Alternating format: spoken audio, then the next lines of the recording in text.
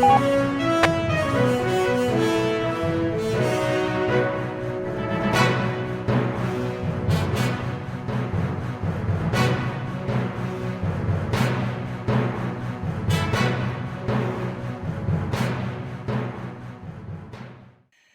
everybody, I decided to do a new segment, something I've been thinking about for quite a long time, sort of covering basic news that happens within the community. It would be too much to do it every day, and I will do it as and when. And the big stuff I will still cover in vlogs, but as I decided to start it today, and it's Sunday, so I thought, well, let's call it the Sunday roast. For the most part, I want to keep it fairly light-hearted, but there are one or two more serious stories within this. So without any further ado, I'm going to start covering some of the subjects I want to cover in this particular first episode. Let's start with the fact that at the beginning of the week, our two biggest creators with the subs went on holiday. Not together. They went separately. Beardo and his family travelled to Scotland. So the live streams on YouTube this week from the community are down to about 10%, I think, or maybe a bit more. And Seg went on a cruise. And if you watch Seg's live this morning, you will realise that he wasn't particularly impressed with being on a cruise, because apparently the only thing you can see from the boat is water.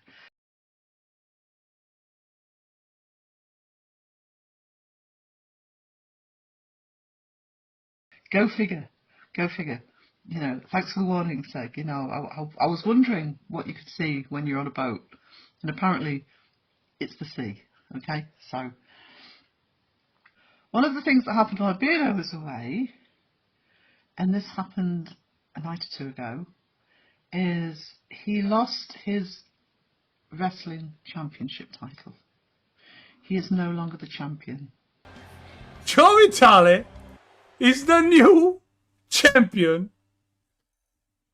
You changed Randy point. That was unexpected. Really, I was thinking that Beardo had like the upper end, but... So that belt that he was waving around with so much pride and ego a couple of days ago in one of his videos.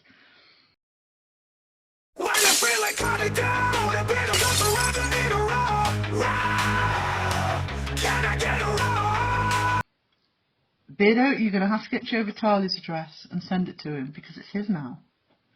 Joe Vitali, 2027 Paranormal, is now the wrestling champion in Spaghetti's Wrestling League. Okay?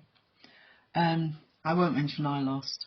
That's not news. Come on, you know, who wants to bring that up? I will also mention, though, in that particular series of matches, that Crow and Seg lost to the Ouija brothers, who cheated. They did cheat. So I think we need a rematch on that one, Spaghetti. Just saying, whenever you're ready. I'll turn my attention, if I absolutely have to Justin, to Monkey Boy, the Paranormal Monkey podcast. Justin was in episode 1 of a new documentary series. This is on YouTube, channel called Supernatural UK. I'll make sure the link's in the description. If I have to, I'll leave Justin's link in there as well, because, you know, I have to.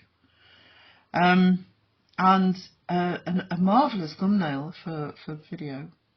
I know my light's changing is because it's daytime and the sun's going in and out outside. So I apologise completely for that. So Justin was talking to dolls, being a little bit stroppy with them. Haunted dolls. But it was actually a very good episode. Goes down to the Haunted Museum in Nottingham, and please check that out. Support Supernatural UK. Watch the video, and then, you know, if you've got the strength, the hour after on his Monkey podcast on Monday, he was interviewing the people who made the film. So, or the documentary. He was interviewing the people who made the documentary. So please check that one out as well. A quick recommendations for videos of the week. Side-Eye Guy covering a different kind of topic regarding Selena Spooky Boo. Crow guested on my live stream this week, and I've edited it down into a podcast where it was just me and Crow talking. Good to see Mr. Gray back more frequently after having a tough time personally. And can I please recommend his ITC channel video that he released this week? And I will be talking a little bit more about that shortly. Adelaide Haunted Horizons, who I am reliably informed are Seg's favourite channel. He thinks they're the bestest YouTube channel ever. That's what I heard. Ghosts of Curry Home Hospital Part 2.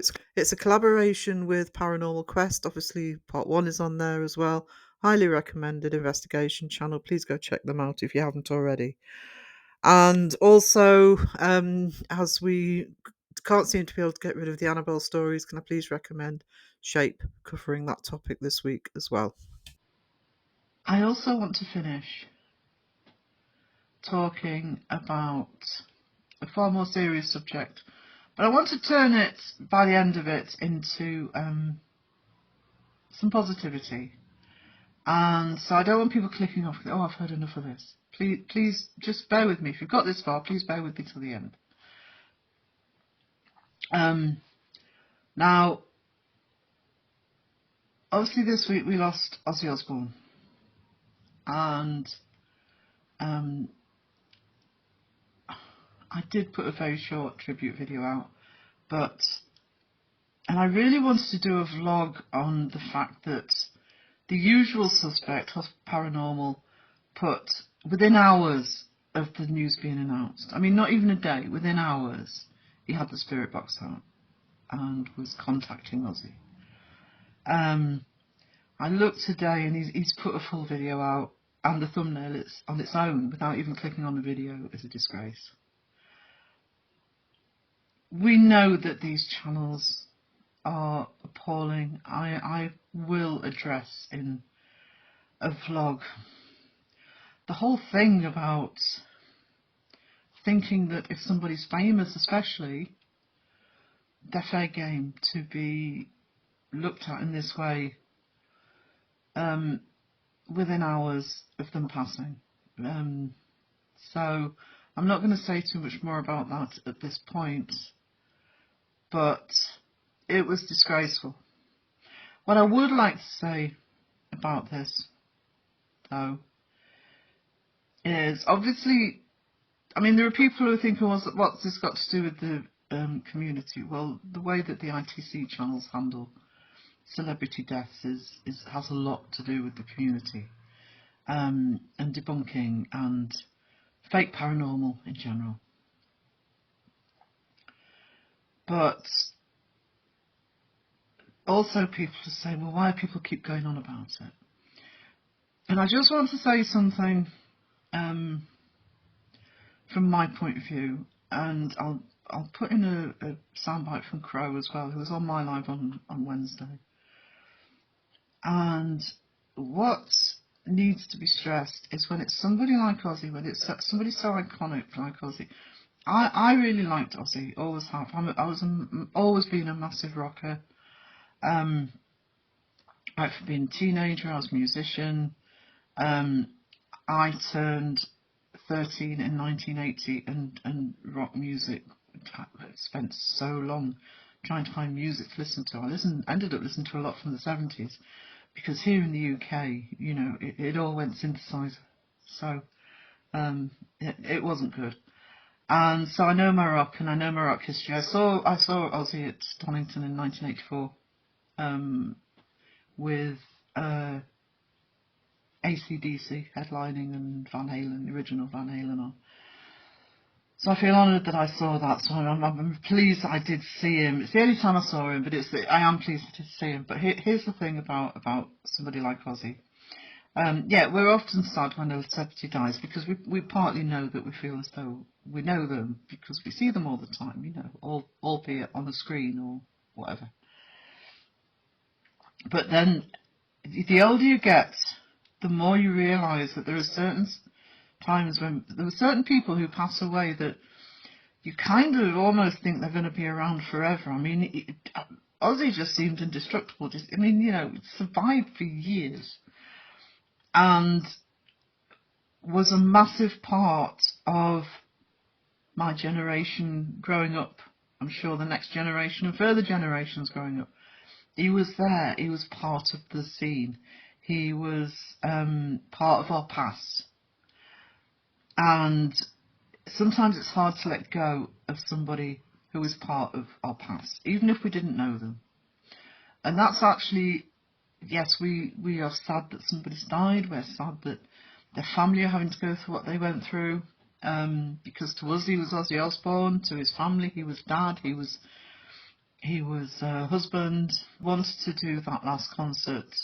He wanted to do it his way. That resonated with me because none of us should go silently. And he was very, very lucky to be able to go, and yes, I mean lucky, he was very lucky to be able to go his way.